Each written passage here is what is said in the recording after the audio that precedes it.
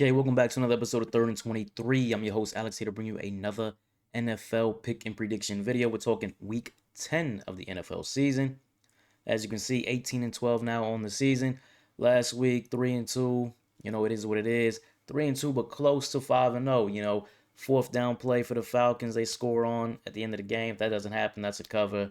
And then the Chargers, they only gave up 6 points and they don't cover. Their defense only gave up 6 and they don't cover. But is what it is. 3 and 2. Let's see if we can do better than that this week. Again, 5 more games on tap for you in this video. Let's get into it.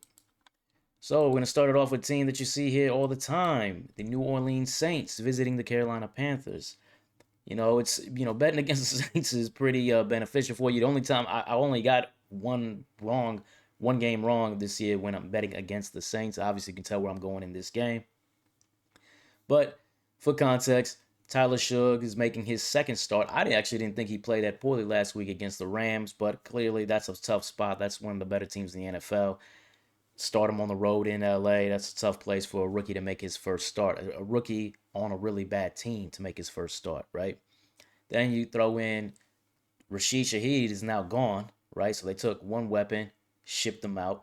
Alvin Kamara, as of this video, is questionable with an ankle injury, and I've talked about it before. Alvin Kamara is at the end of his career. He's averaged 3.6 yards a carry as it is against a Carolina defense that's not very strong against the run. You can run the ball, 4.6 a carry. You can run the ball, but this game's going to have a little bit of a different game plan, I would say, because I think they're going to probably stack the box and dare Tyler Shugg to beat him without one of his weapons on the outside now, right? So 4.6 yards per carry allowed might not be a factor in this game. And then on the Carolina offensive side, to me, Panthers are 5 and 4, but it's not because of Bryce Young. Bryce Young is the bottom of the rankings, bottom of the stats right now. Or bottom of the rankings in terms of his stats right now. He's just playing poorly. But the Rico Dowdle, and you could say Chuba Hubbard now that he's back from injury, even though it's the Rico Dowdle show for real. 5th in the league running the football. The Saints are 24th in the league, and I think that's going to be the difference in this game. It's going to be the Panthers going to control the clock, control the tempo, and just run the ball all game. And the Saints are going to really be able to get anything going with Tyler Shugg offensively. So because of that, go ahead and give me the Panthers. And I'm laying the 5.5. Moving on, we've got the Buffalo Bills visiting the Miami Dolphins, AFC East divisional matchup. So in this game, we're talking about the Bills. Obviously, you got to talk Josh Allen, reigning NFL MVP. He's still cooking. He's top 10 across the board in all pass game metrics that matter. So he's having a great year. James Cook is first in the league right now in rushing yards per game. Even though everybody talks about Jonathan Taylor, and for good reason, James Cook is who's leading the league in terms of rushing yards per game. So this is going to be tough for Miami Dolphins defense.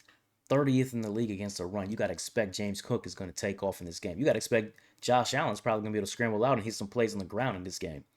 And then when he doesn't scramble, he's going to hit some plays over the top because the Dolphins might be the worst pass defense in the NFL. 32nd in the league in completion percentage allowed, 31st in EPA per play allowed. So I think this is a game where you're talking about the Bills are going to run up a lot of points, going to be able to do whatever they want offensively.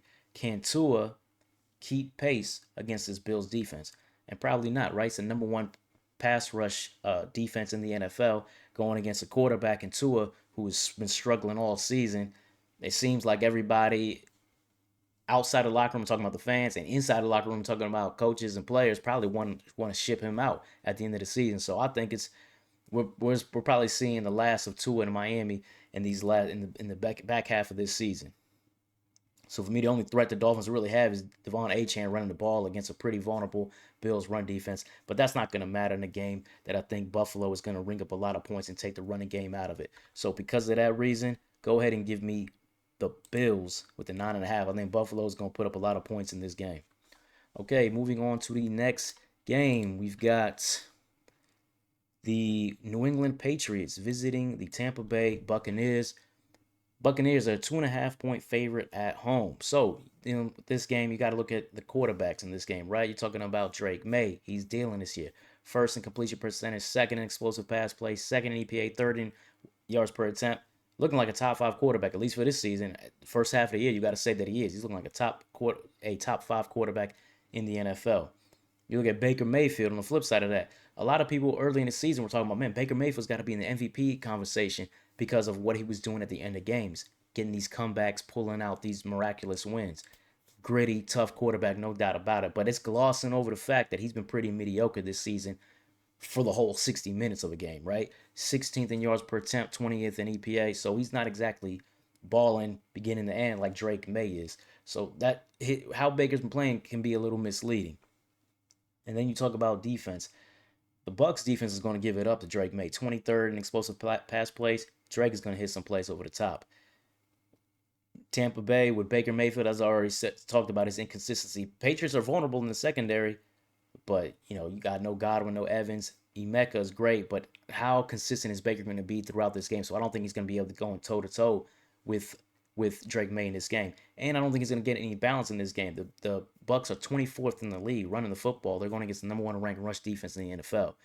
Bucky Irving is out. It's still Rashad White. I think Rashad White is a good running back, but this is a tough matchup for him. So I think you're talking about Baker Mayfield being a one-dimensional attack and an inconsistent one-dimensional attack.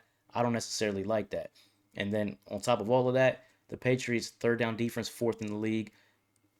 Bucks third down offense 26th in the league. So now I see a one-dimensional offense without being able to run the ball, an inconsistent passing game, and they're coming off the field on third downs because they can't execute. So because of that, I don't know if the Patriots are going to win this game, but I think it's going to be a tight game coming down to the wire. Go ahead and give me the Patriots with a plus 2.5 on the road. I think they can win this game though, so I wouldn't be mad at you if you put something down on the money line. But Pat's 2.5. All right, moving on to the next game. We've got the Arizona Cardinals visiting the Seattle Seahawks, NFC West showdown. So with the Cardinals, it's the Jacoby Brissett show. I don't know if we're going to see Kyler Murray, in Arizona. I know he's on IR now. I don't know if he's going to come back. I don't know if he's going to start another game this season. I don't know if the Cardinals even want him anymore. To be honest with you, I think they may look to move him in the offseason.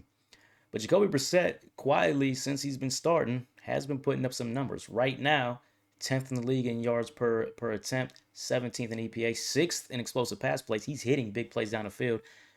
Some to Marvin Harrison, some to Trey McBride, but he's getting it done through the air. Problem with the Cardinals is both of their starting corners are out, right? Their pass defense, though, surprisingly, 6th in the league in terms of yards per attempt. But now both of their starting corners out. Will Johnson, Max Melton are both out. And they're going to go against the Seattle Seahawks with Sam Darnold, who's 7th in expected points, 1st in the league in explosive pass plays. So now I'm looking at that 6th in the league in yards per attempt for Arizona. I'm saying it might not show up this game because you got backups on the outside. You got JSN. They just added Rashid Shaheed. I don't know how much he's going to play. I don't know how much he knows of the offense, but they got to have something out there going against some vulnerable corners. Cooper Kupp is questionable. We're not sure if he's going to be back yet. I'm assuming that he is going to play. I thought I read that he's expected to play. So now you're getting the Seattle Seahawks pass offense that's a strong Seattle Seahawks pass offense is going to be strong going against some backup corners. I see an advantage for Seattle in this game on that end. So now is Jacoby going to be able to keep pace? Josh Jobe, the best corner for Seattle, is out for this game. So Jacoby could hit some throws in this game to try to keep pace with what Sam Darnold is doing. But it's going to be a one-dimensional attack. Whoever's back there running the ball, Bam Knight, it doesn't matter who's running the ball. Seattle's the second-ranked run defense in the league. Cardinals are not going to be able to run the ball. That's going to be completely erased in this game. So it's going to be about Jacoby Brissett playing hero ball, keeping pace with a Seattle offense that's going to throw up some points, that's looking like one of the top contenders in the NFC. And I don't see that happening. So go ahead and give me Seattle. I'm going to lay the 7 in a game that I think is going to have quite a few points scored in it. All right, and moving on to the final game. We got the Detroit Lions visiting the Washington Commanders. It's a playoff rematch, actually, of last year when the Commanders upset Detroit, number 1 seed. Detroit obviously had a lot of defensive injuries in that game, as they had throughout the back half of last season, and you could kind of see that coming, that loss coming, right? They were a shell of their former selves. This game, Detroit's healthy, though. Detroit's healthy on the defense side of the ball, and the Commanders are not.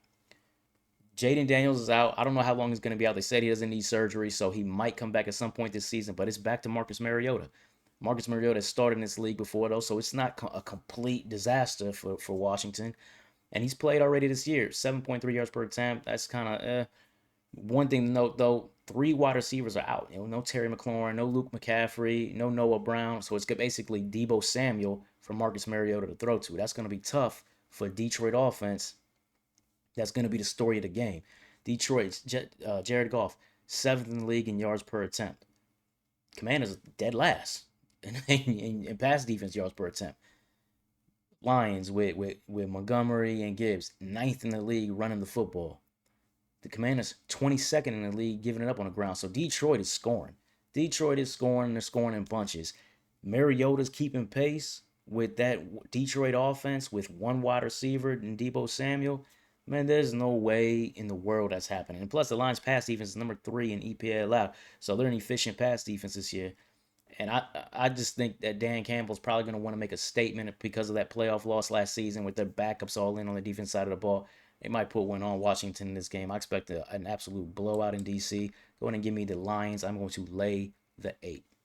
All right, so that wraps it up. These 5 games on tap for you. Let's see if we can go ahead and get into it. See if we get it better than 3-2 that we did last week. If you like the content, please like, comment, subscribe, all of that. As you're going to see more pick and prediction videos going forward. Take care.